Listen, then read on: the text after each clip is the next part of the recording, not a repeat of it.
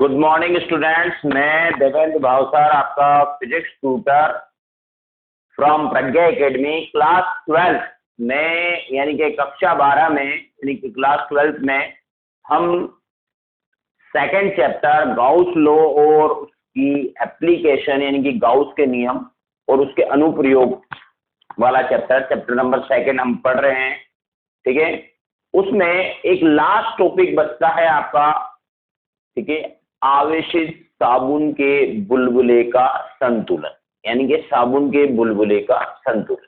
ठीक है, ये लास्ट टॉपिक थ्योरी में आपका बचता है।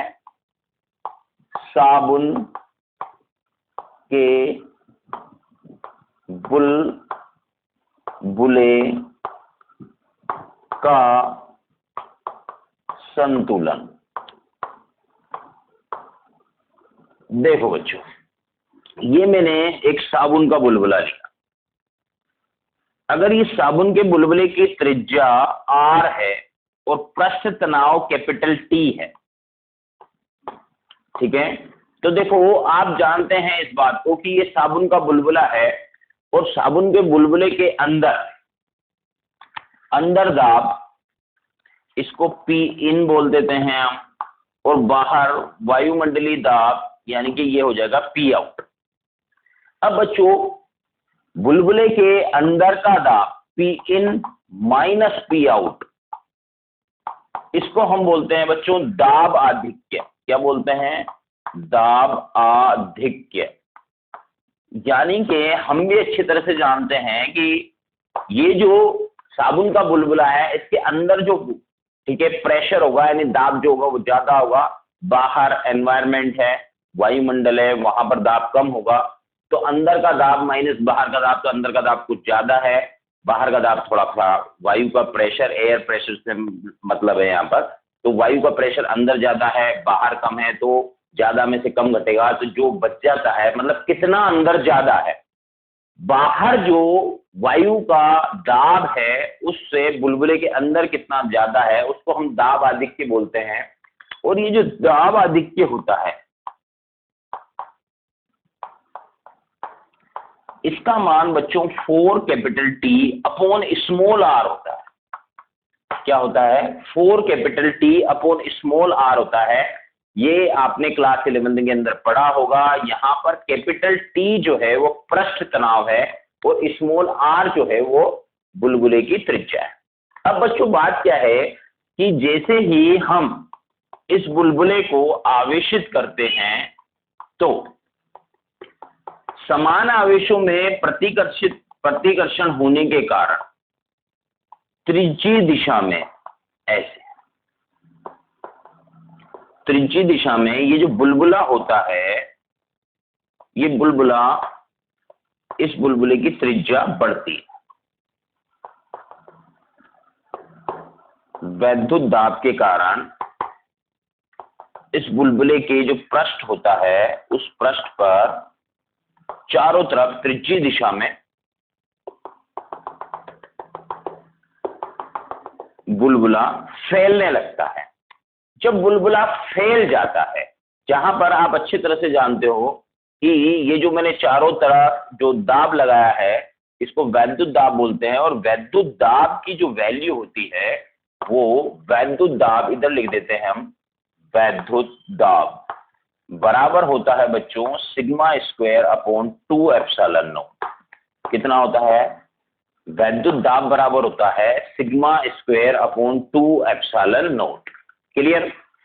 अब बच्चों बात क्या होता है कि जैसे ही हम इस बुलबुले को आवेशित करते हैं, ठीक है, जैसे ही इस बुलबुले को हम आवेशित करते हैं तो चारों तरफ ये जो वैद्युत दाब लगता है जो कि त्रिज्यीय दिशा में होता है, उसका मान sigma square upon 2 epsilon not होता है। क्लियर? जिसके कारण क्या होता है बच्चों की ये बुलबुला जो है धीरे धीरे फैलने लगता है और एक समय ऐसा आता है जब बुलबुला फूट जाता है। क्या होता है बच्चों? बुलबुला फूट जाता है, फूट जाता है। ठीक है, बुलबुले फूटने का मतलब ये हुआ कि ये जो दाब आधिक्य है, ठीक है, यहां पर देखो ये जो दाब आधिक्य है, इस दाब आधिक्य का मान कितना हो गया? 0। क्योंकि पहले तो बुलबुला था, तो बुलबुले के अंदर वायु का प्रेशर और बाहर वायु का प्रेशर अंदर ज्यादा था, कम बाहर कम था, इसलिए ज्यादा में से कम घटा था, कुछ आ रहा था। जब बुलबुला फूट गया तो अब एक्चुअल में अंदर और बाहर हर तरफ एक्चुअल में वायु का दाब एक समान हो गया, यानी कि दाब आदि की, यानी कि जो ज्यादा थोड़ा सा ज्यादा में से कम दाब जो हम घटा रहे थे, तो वो जो दाब आधिक्य था उसका मान कितना हो गया? 0। अब यहाँ पर बच्चों बात क्या है, पहले तो हम ये सोचें कि ये दाब आधिक्य 0 हुआ क्यों। देखो ये यहाँ पर हमने कहा बुलबुले के अंदर ये दाब था, जब एक्चुअल में हुआ क्या कि ये जो वैद्युत दाब, ठीक है, त्रिज्यीय दिशा में लगा, ठीक है, इसकी जो दिशा थी वो सिग्मा त्रिज्यीय दिशा में थी, तो ये जो वैद्युत दाब सिग्मा स्क्वायर अपॉन 2 एप्सिलॉन जो लगा, ठीक है, ये एक्चुअल में इस दाब आधिक्य 40/R में से घटेगा, ठीक है, जिसके कारण एक्चुअल में मतलब ये हुआ क्या, ओवरऑल जैसे ही इस साबुन के बुलबुले को हमने आविष्ट किया, साबुन का बुलबुला फैलने लगा तो धीरे धीरे दाब कम हुआ, ठीक है, यानी कि इस बुलबुले के अंदर जो दाब था वो कम हुआ। इसका मतलब ये हुआ कि 40/R में से sigma square by 2 epsilon not दाब धीरे धीरे घटने लगा, ठीक है। जब बुलबुला फूट गया तब हम बोलेंगे कि दाब आधिक्य का मान कितना हो गया? 0 हो गया। अब दाब आधिक्य का मान जब 0 हो गया बच्चों, तो इसका मतलब ये हुआ कि 40/R minus sigma square upon 2 epsilon naught is equal to कितना हुआ? 0। तो 40/R इज इक्वल टू हुआ बच्चों sigma square upon 2 epsilon not. ये इसको बोलते हैं हम, ठीक है, साबुन के बुलबुले की संतुलन की स्थिति। कौन सी स्थिति है बच्चों? ये संतुलन की स्थिति। इसको स्टार लगा लें आप। अब बच्चों इसमें क्वेश्चन जो पूछा जाता है वो कैसे पूछा जाता है, ये हमारा इस चैप्टर का लास्ट यानी कि अंतिम टॉपिक था। इसमें जैसे ये 40/R इज इक्वल टू हुआ बच्चों sigma square upon 2 epsilon not. Clear? अब सपोज करो आपसे पूछा जाए यहां पर ये सिग्मा क्या चीज होती है? साबुन के बुलबुले पर एकांक पृष्ठ पर यानी एकांक क्षेत्रफल पर आवेश का मान। अगर सपोज करो आपसे सिग्मा का मान पूछा जाए तो आप क्या करोगे? 2 एप्सिलॉन नॉट को इधर गुणा कर दोगे तो ये हो जाएगा 8t एप्सिलॉन नॉट, ठीक है, होगा कि नहीं होगा, डिवाइड बाय R। ओके, ये सिग्मा स्क्वायर की वैल्यू है, तो सिग्मा की वैल्यू कितनी हुई? Root 8t epsilon naught upon R। ये पूछ सकता है आपसे, सिग्मा का मान पूछ सकता है आपसे, बुलबुले की त्रिज्या पूछ सकता है। तो R आप यहां पर वापस से लिखें 40/R is equal to sigma square upon 2 epsilon naught, ठीक है। इस R की वैल्यू निकालनी है, तो R की वैल्यू निकालने के लिए इधर ले जाते हैं इसको, तो 8t epsilon naught divide by sigma square is equal to R, ठीक है। इस तरह से आप एक्चुअल में ये निकाल सकते हैं। आप यहाँ पर प्रश्न तनाव T का मान निकाल सकते हैं। T इज इक्वल टू कितना होगा? Sigma square upon 2 epsilon not तो था ही, यहाँ पर R और मल्टीप्लाई हो गया, इधर डिवाइड बाय 4 हो गया, तो हम कह सकते हैं sigma square R upon 8 epsilon not.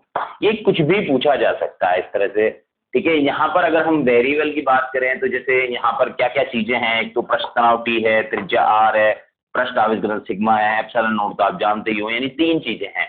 तो कोई भी 2 चीज दे सकता है, पृष्ठ तनाव दे दे, साबुन के बुलबुले की त्रिज्या दे दे, सिग्मा पूछ ले, हो सकता है सिग्मा दे दे, पृष्ठ तनाव T पूछ ले और R का मान दे दे। क्लियर? तो इस तरह से जब ये संबंध आपको याद होगा तो आप कुछ भी निकाल सकते हैं, ठीक है। अब बच्चों हमारा फोकस जो है, ठीक है, चैप्टर नंबर 2 कंप्लीट हुआ। अब हम एक्चुअल में, ठीक है, न्यूमेरिकल सेक्शन पर आते हैं।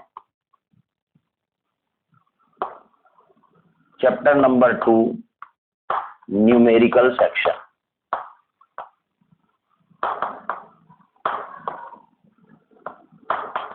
सबसे पहले हम पढ़ रहे हैं बहुचयनात्मक प्रश्न। क्या पढ़ रहे हैं? बहुचयनात्मक प्रश्न, इंग्लिश में बोलते हैं ऑब्जेक्टिव क्वेश्चंस। ऑब्जेक्टिव क्वेश्चन का मतलब है 4 ऑप्शन आपके पास होंगे, एक ऑप्शन आपको, ठीक है, सही मिलेगा, 3 ऑप्शन गलत होंगे, ठीक है। तो इस तरह के जो प्रश्न हैं, ठीक है, उसके बारे में बात करते हैं। पहला प्रश्न है, ठीक है, मैं बुक हाथ में ले लेता हूं। पहला प्रश्न है, समरूप आवेशित ठोस अचालक गोले के कारण विद्युत क्षेत्र की तीव्रता अधिकतम होती है। देखो ध्यान पर, अभी हम अच्छी तरह से जानते हैं, ठीक है, पहला प्रश्न मैं कर रहा हूं, यहां पर बोल रहा है, ध्यान से देखें, जब गोले का प्रश्न हो तो अचालक और ठोस, यानी सबसे लास्ट वाली एप्लीकेशन जो हमने पढ़ी थी उसके बारे में बोल रहा है ये। तो उसके लिए बोल रहा है, समरूप आवेशित ठोस अचालक गोले के कारण विद्युत क्षेत्र की तीव्रता अधिकतम होती है केंद्र पर। ठीक है, क्या होता है, पहले तो आप सूत्र लिखें। ठीक है, मैं बताऊं, E in is equal to होता है, क्या होता है बताओ, ठीक है, बोलो।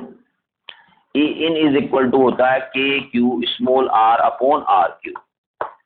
ठीक है, याद आया कुछ? अगर क्यू के फॉर्म में लिख रहे हैं तो, अगर क्यू के फॉर्म में नहीं लिख रहे हैं, ठीक है, इसको अगर रो की फॉर्म में लिखें, जहां रो क्या चीज होती है, रो होता है आयतन आवेश घनत्व, रो आर अपॉन 3 एप्सिलॉन नॉट। याद आया कुछ? ठीक है, ये ई इन है, ये ई आउट है। ई आउट क्या होता है, K Q upon are square. ठीक है, आउट मीन सॉरी सरफेस, और ई आउट होता है K Q upon small R square. Clear? याद करो, ग्राफ अपन ने बनाया था, ग्राफ से आपको सब क्लियर हो जाएगा। ठीक है, यहाँ पर हम गोले के केंद्र से धीरे धीरे आगे बढ़ते हैं, तो स्मॉल आर बराबर कैपिटल आर, यहाँ पर एक पॉइंट है। ठीक है, ये आप देखें धीरे धीरे यहाँ पर अंदर, गोले के अंदर विद्युत क्षेत्र की तीव्रता आर के समानुपाती होती है। जैसे जैसे आर बढ़ता है, जैसे जैसे इधर आर बढ़ेगा, विद्युत क्षेत्र की तीव्रता बढ़ती है, और अधिकतम कहां पर हो जाती है, पृष्ठ पर, क्योंकि उसके बाद विद्युत क्षेत्र की तीव्रता घटती है। तो अचालक गोले के कारण अधिकतम विद्युत क्षेत्र की तीव्रता कहां होती है, चालक गोले के पृष्ठ पर होती है, और उसका मान होता है K Q upon capital R square, जहां पर कैपिटल आर हमने गोले की त्रिज्या ली है, और क्यू गोले पर आवेश हमने एक समान रूप से गोले के अंदर आयतन में एक समान रूप से आवेश को फैलाया हुआ है। क्लियर? तो आपका क्या आंसर हुआ? पहले क्वेश्चन का आंसर हुआ कि ठोस अचालक गोले के कारण विद्युत क्षेत्र की तीव्रता, ठीक है, गोले की सतह पर अधिकतम होती है। अगर आपसे पूछा जाए केंद्र पर कितनी होती है, तो 0 होती है, क्योंकि एक्चुअल में अंदर, ठीक है, आपने ये जो ग्राफ देखा था, ये ग्राफ इस तरह से चला था, न्यू ऐसे। ठीक है, थोड़ा सा यहाँ अड़ता नहीं है, ये ऐसे। ओके, तो हमने यहाँ देखा कि ये ई डायरेक्टली प्रोपोर्शनल आर था, आर बढ़ाओगे तो ई बढ़ेगा, ये 0, देखो 0 से ग्राफ स्टार्ट हुआ था, इसका मतलब गोले के केंद्र पर विद्युत क्षेत्र की तीव्रता कितनी होती है, 0। अचालक गोले, अचालक ठोस गोले के केंद्र पर विद्युत क्षेत्र की तीव्रता 0 होती है। जैसे जैसे गोले के अंदर हम आगे बढ़ते हैं, सतह तक पहुंचते हैं, तब तक विद्युत क्षेत्र की तीव्रता बढ़ती है, सतह पर अधिकतम हो जाती है, और उसके बाद विद्युत क्षेत्र की तीव्रता का मान धीरे धीरे घटने लगता है। क्लियर? उसके बाद क्वेश्चन नंबर सेकंड है, सेकंड क्वेश्चन बोल रहा है बच्चों, विद्युत क्षेत्र की तीव्रता कैपिटल ई वाले स्थान पर ऊर्जा घनत्व निर्वात में होता है। बोल रहा है कि विद्युत क्षेत्र की तीव्रता कैपिटल ई वाले स्थान पर निर्वात में, ठीक है, ऊर्जा घनत्व का मैंने अभी लास्ट वीडियो जो था उसमें बताया था, ऊर्जा घनत्व कितना होता है बच्चों, sigma square upon 2 epsilon not होता है। फिर मैंने आपको कहा था कि जो चालक गोला होता है, उस चालक गोले के सतह पर यानी सरफेस पर विद्युत क्षेत्र की तीव्रता का मान सिग्मा अपॉन एप्सिलॉन नॉट, यानी कि ये सिग्मा क्या है, पृष्ठ आवेश घनत्व है, होता है। तो हम क्या करें बच्चों, यहाँ पर ध्यान दो कि ऊपर नीचे एप्सिलॉन नॉट से गुणा कर देते हैं, तो इससे क्या होगा कि 1/2, ये सिग्मा स्क्वायर हो गया, और ये एप्सिलॉन नॉट स्क्वायर हो गया। ठीक है, अब क्या बचा, देखो ये सिग्मा हो गया, एप्सिलॉन एप्सिलॉन एप्सिलॉन नॉट का स्क्वायर हो गया, ऊपर बच गया एक एप्सिलॉन। ठीक है, तो यहाँ पर 1/2 ये विद्युत क्षेत्र की तीव्रता ई स्क्वायर एप्सिलॉन नॉट, यानी 1/2 एप्सिलॉन नॉट ई स्क्वायर।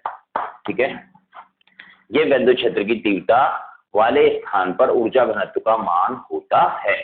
ठीक है, ये मैंने थ्योरी में जब पढ़ाया था, जब भी आपको बता दिया था ये वाला प्रश्न, अगर आपने ध्यान से वीडियो देखा हो तो।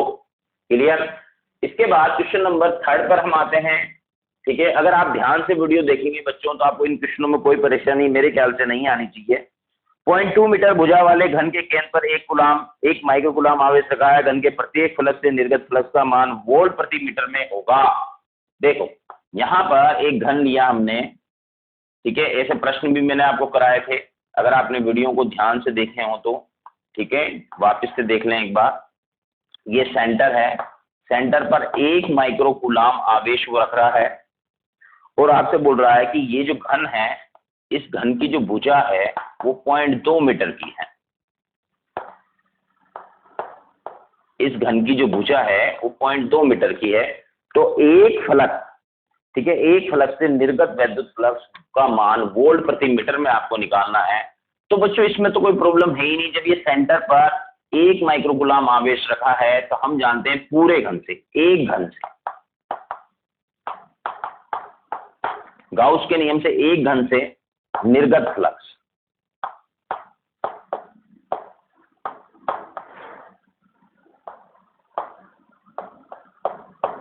फाई बराबर कितना होगा बच्चों, Q अपॉन एप्सिलॉन नॉट। ठीक है, ये एक घन से, अब एक घन में कितनी फलक होती हैं, 6। इसका मतलब हुआ चूंकि 6 फलक से निर्गत फ्लक्स है बच्चों Q अपॉन एप्सिलॉन नॉट, तो एक से कितना हुआ Q upon 6 epsilon not.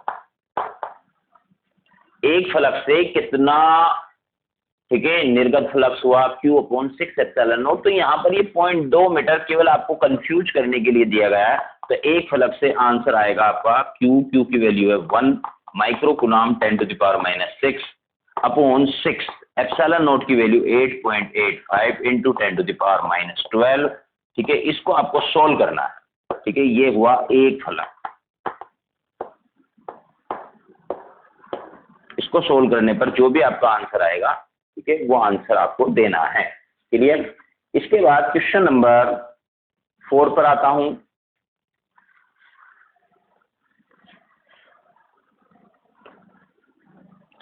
Question number 4 है बच्चों, ध्यान दें। क्वेश्चन नंबर 4 बना, एक घन के अंदर प्लस माइनस Q आवेश वाले दो द्विध्रुव एक दूसरे के लंबवत रखे हैं, तो घन से निर्गत वैद्युत फ्लक्स का मान होगा 0। देखो ये एक मैंने बंद घन बोल रहा है तो ना, घन ही ले लेते हैं, हम भी घन ही ले लेंगे, क्या दिक्कत है, घन ले लेते हैं। देखो यह हमने एक घन लिया, ये न्यू कह रहा है हमसे कि ये जो घन है, इस घन के अंदर, ठीक है, कितने द्विध्रुव प्लस माइनस Q आवेश वाले दो द्विध्रुव एक दूसरे के लंबवत रखे हैं, तो लंबवत रख देते हैं। ठीक है, ऐसे ये प्लस Q, ये माइनस Q, ये प्लस Q, ये माइनस Q, ये दो घन। ठीक है, ये क्षैतिज है, ये ऊर्ध्वाधर है, तो लंबवत हो गए दोनों। ठीक है, तो आपका फ्लक्स बताओ कितना होगा, टोटल आवेश बोलो, गाउस का नियम लगाओ। इस बंद फ्लक्स, इस बंद पृष्ठ के अंदर टोटल आवेश कितना है, plus Q minus Q plus Q minus Q। ये बात भी मैंने बोली थी आपको कि केवल द्विध्रुव अगर होगा तो बंद पृष्ठ से संबद्ध फ्लक्स या निर्गत फ्लक्स जो होगा उसका मान कितना होगा, 0 होगा। क्वेश्चन नंबर 4 हो गया कंप्लीट। अगर आप वीडियो ध्यान से देखते हैं तो आपके सारे प्रश्न होते जाएंगे।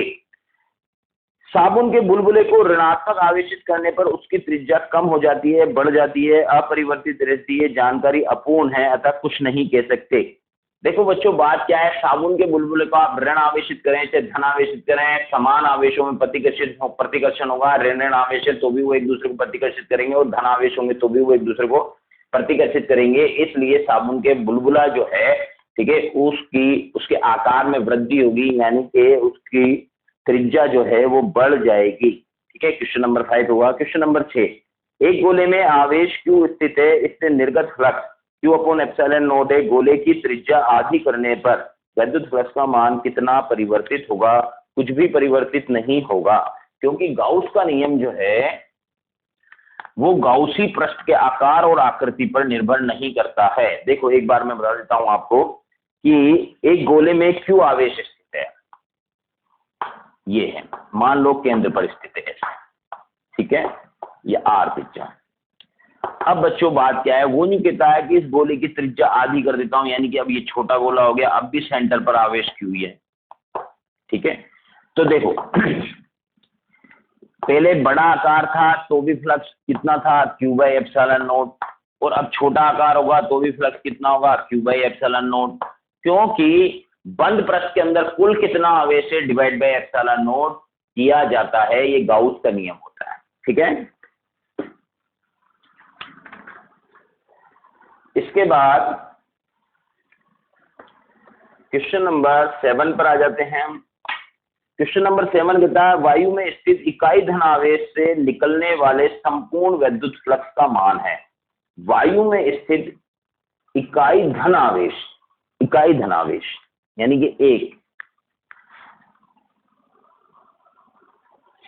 इकाई धन आवेश से निकलने वाले विद्युत फ्लक्स का मान है वायु में स्थित। पहली बात तो वायु में स्थित इकाई धन आवेश, सबसे पहले मैं यहां पर एक बात कर लेता हूं, वो ये कि इकाई धन आवेश का मतलब हुआ एक, ठीक है, कूलाम। ठीक है, या आप इसको ले सकते हो 1 माइक्रो कूलाम, लेकिन 1 कूलाम से चलेगा, इकाई लेना है कोई। ठीक है ना, तो इसमें वायु से निकलने वाला,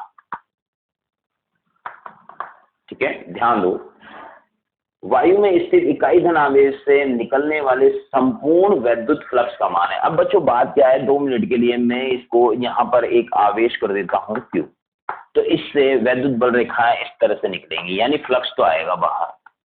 ठीक है, कोई भी बंद पृष्ठ ले लिया मैंने, एक गोला बना दिया है। ठीक है, तो फ्लक्स फाई इक्वल टू कितना होता है बच्चों, 1 कूलाम बटे एप्सिलॉन नॉट। ठीक है, अब बच्चों बात क्या है, ध्यान से सुने।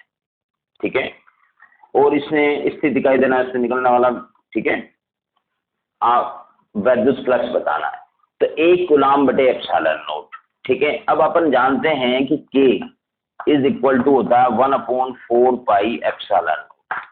ठीक है, होता है कि नहीं होता। ठीक है, तो बच्चों यहां पर अगर हम, ठीक है, ये जो 1 कूलाम बटे एप्सिलॉन नॉट जो है, इसमें 1/एप्सिलॉन नॉट हो गया ये, तो 1/एप्सिलॉन नॉट, ये 1/एप्सिलॉन नॉट, यहां अगर अपन 1/एप्सिलॉन नॉट की वैल्यू देखें तो ये 4 पाई इधर गुणा हो जाएगा, तो कितना आंसर होगा, 4 पाई K।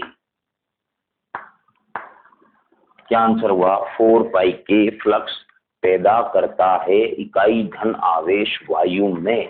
क्लियर। ठीक है, इसके बाद नेक्स्ट बात करेंगे हम, यहां पर इन्होंने एक्चुअल में आंसर जो दिए हैं बच्चों, वो एप्सिलॉन नॉट दिया है, 1/एप्सिलॉन नॉट दिया है, 4 पाई एप्सिलॉन नॉट दिया है, K की फॉर्म में आंसर नहीं है बच्चों, तो आपको यहां पर ये 1/एप्सिलॉन नॉट यानी एप्सिलॉन नॉट की पावर -1, ठीक है, ये आपका आंसर होगा। ठीक है, चलो इसके बाद क्वेश्चन की बात करते हैं, क्वेश्चन नंबर 8। क्वेश्चन नंबर 8 जो है उसके बारे में बात करते हैं। क्वेश्चन नंबर 8 कहता है 2 चालक गोलों की त्रिज्याएं A व B हैं, इन्हें समान पृष्ठ आवेश घनत्व से आवेशित करने पर इनकी सतह पर विद्युत क्षेत्र की तीव्रताओं का अनुपात होगा। बिल्कुल, गोलों की त्रिज्याएं A व B हैं और समान पृष्ठ आवेश घनत्व से आवेशित करने पर, ठीक है, विद्युत क्षेत्र की सतह पर विद्युत क्षेत्र की तीव्रताएं बतानी है। देखो मैंने 2 गोले बनाए, एक गोला मैंने ये बनाया A, इसकी त्रिज्या कितनी है बच्चों, एक दूसरा गोला बना लिया मैंने, ठीक है। अब यहां पर पृष्ठ आवेश घनत्व मैंने सिग्मा लिया, ठीक है, या सिग्मा 1 ले लेता हूं, यहां पर सिग्मा 2 ले लिया, लेकिन वो बोल रहा है कि पृष्ठ आवेश घनत्व दोनों गोलों पर बराबर है, एक पर सिग्मा 1 है और एक पर सिग्मा 2 है। चलो कोई ना, तो यहां पर देखो आप, ये जो A त्रिज्या का गोला है, इसका पृष्ठीय क्षेत्रफल होगा 4 पाई A², तो सिग्मा 1 की वैल्यू होगी, ठीक है, सपोज इसको आवेश दिया हमने Q1, किसको, गोले को, ऐसे,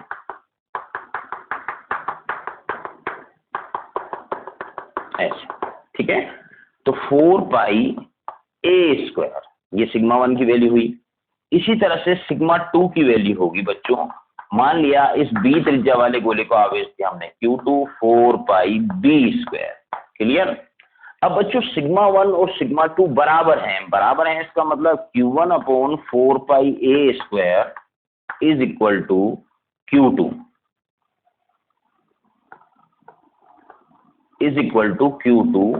4 पाई बी स्क्वायर। 4 पाई से 4 पाई क्या हो जाएगा, कैंसिल। तो Q1 upon A square is equal to क्या होगा, Q2 upon B square. Means हम ये कह सकते हैं कि Q1 अपॉन Q2 का अनुपात अगर आप निकालोगे तो ए स्क्वायर, ये Q2 को हम नीचे लिया है, ए स्क्वायर को ऊपर ले गए, तो ए स्क्वायर अपॉन बी स्क्वायर होगा। ये समीकरण 1 अभी काम में आएगी हमारे, ठीक है। अब बच्चों बात क्या है, ध्यान से देखिए। गोला ए जो यहां बनाया था मैंने और ये गोला बी जो यहां बनाया था, इनके ऊपर पृष्ठ पर, ठीक है, वैद्युत क्षेत्र की तीव्रताओं का मान बताना है। तो ए त्रिज्या वाले गोले के पृष्ठ पर वैद्युत क्षेत्र की तीव्रता का मान हम बोल रहे हैं, ठीक है। तो वो कितना आएगा बच्चों, के क्यू, के कितना आवेश दिया मैंने, Q1, ठीक है, और त्रिज्या कितनी है, ए स्क्वायर, ठीक है, और ई बी बराबर होगा के Q2 अपॉन बी स्क्वायर, ये बी वाले त्रिज्या के लिए। तो ये वैद्युत क्षेत्र की तीव्रताएं होंगी। अब Q1 अपॉन Q2 बराबर A square upon B square होता है। आपसे पूछा क्या गया है, एक बार वापस से देख लेते हैं। पूछा हमसे गया है तो वैद्युत क्षेत्र की तीव्रताओं का अनुपात बताना है। क्या बताना है बच्चों, अनुपात बताना है, यानी कि E A upon E B करना है, ठीक है। देखो ध्यान से, यहां लिखा मैंने के Q1 अपॉन ए स्क्वायर, इसमें भाग देना है के Q2 अपॉन बी स्क्वायर। के से के कैंसिल हो जाएगा, क्या आंसर आएगा, Q1 upon Q2 into B square ऊपर ए स्क्वायर नीचे। क्लियर।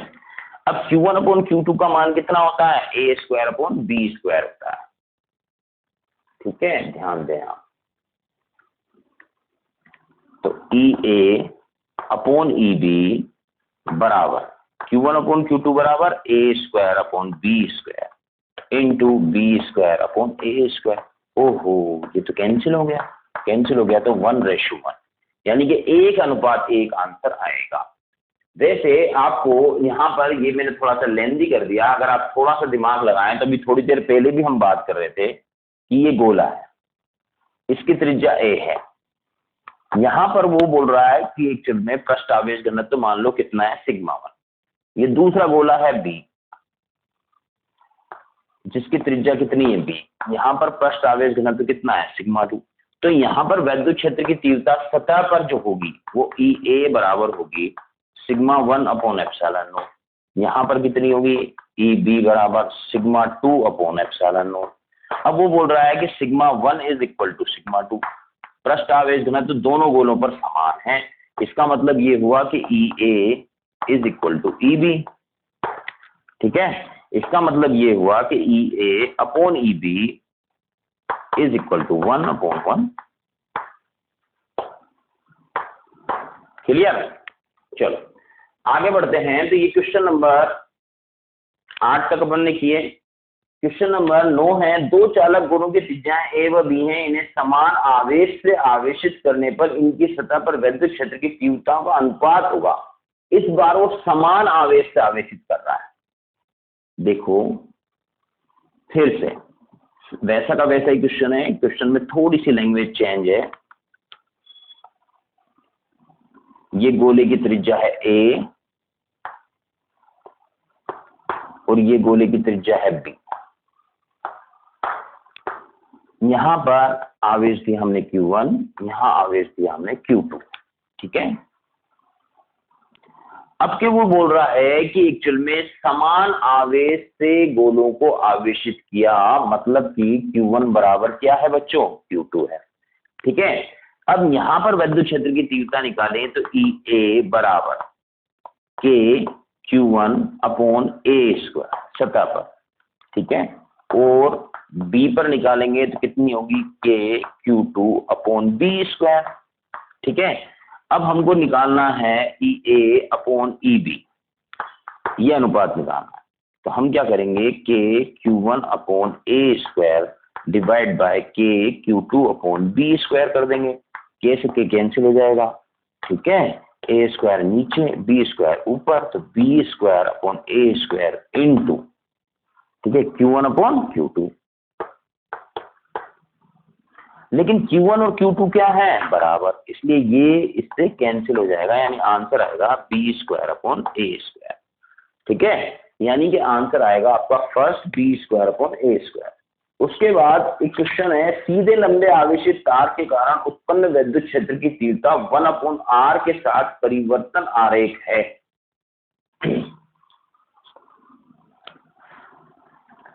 1/r के साथ परिवर्तन आरेख पूछ रहा है। ठीक है, क्या है बच्चों, सीधे लंबे आवेशित तार के कारण उत्पन्न विद्युत क्षेत्र की तीव्रता 1/r के साथ। देखो, सीधे लंबे आवेशित तार के कारण विद्युत क्षेत्र की तीव्रता का सूत्र होता है बच्चों 2k λ/r होता है। इसका मतलब E जो होता है वो इनवर्सली प्रोपोर्शनल तो R होता है, यानी R बढ़ाएंगे तो विद्युत क्षेत्र की तीव्रता घटेगी।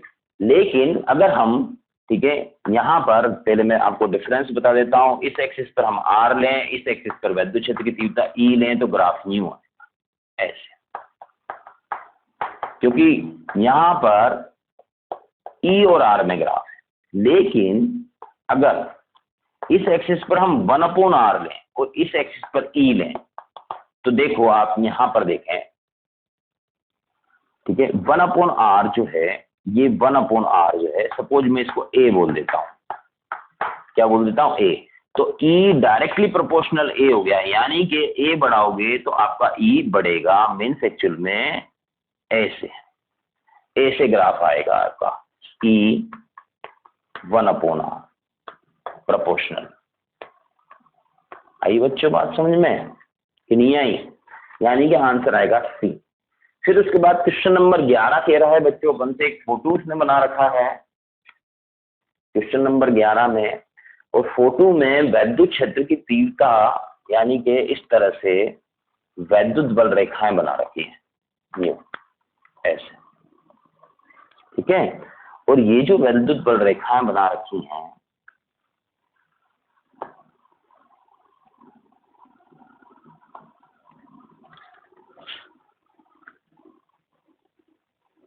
चलो मैं बनाता हूं ऐसे एक फिगर बना रखा है उसने न्यू,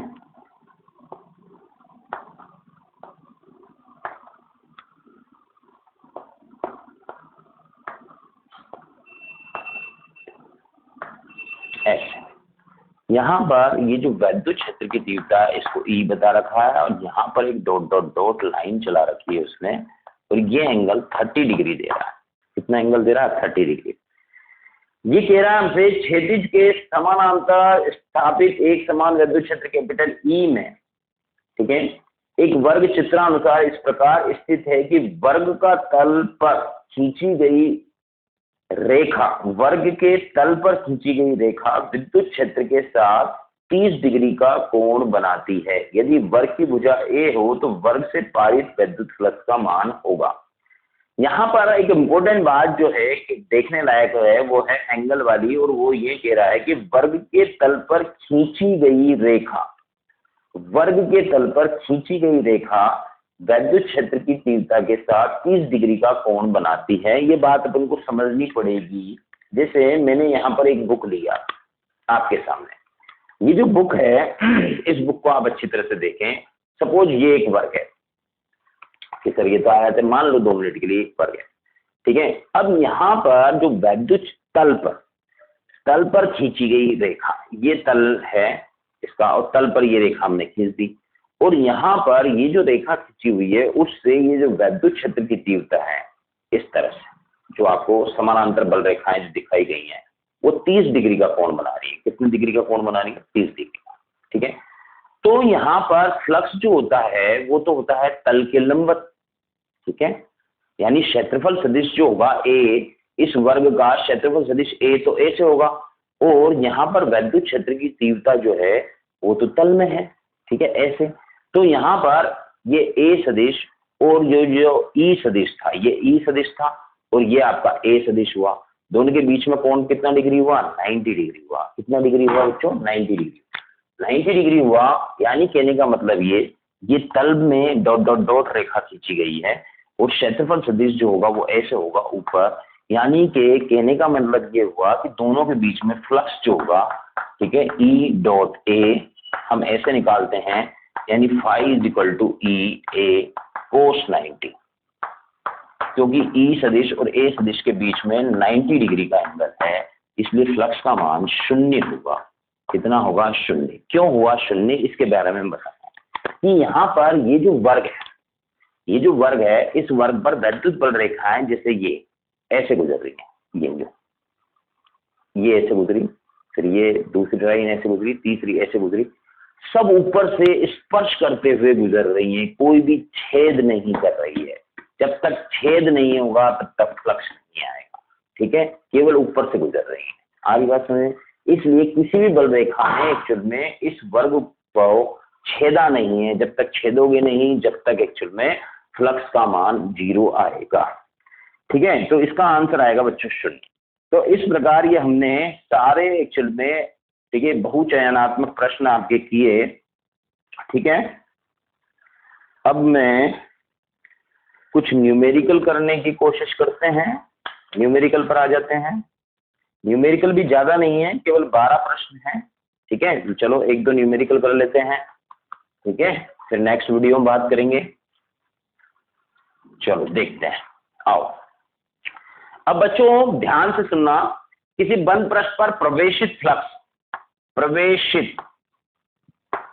ठीक है, वीडियो अगर आपने ध्यान से देखा हो तो प्रवेशित फ्लक्स जो होता है वो ऋणात्मक लिया जाता है, ठीक है। कितना है बच्चों? 400 न्यूटन इंटू मीटर स्क्वायर, ठीक है, प्रति कूलाम है। कैसा फ्लक्स है बच्चों? ये प्रवेशित फ्लक्स है, यानी कि ऋणात्मक फ्लक्स है, ठीक है। तथा निर्गत फ्लक्स जो है,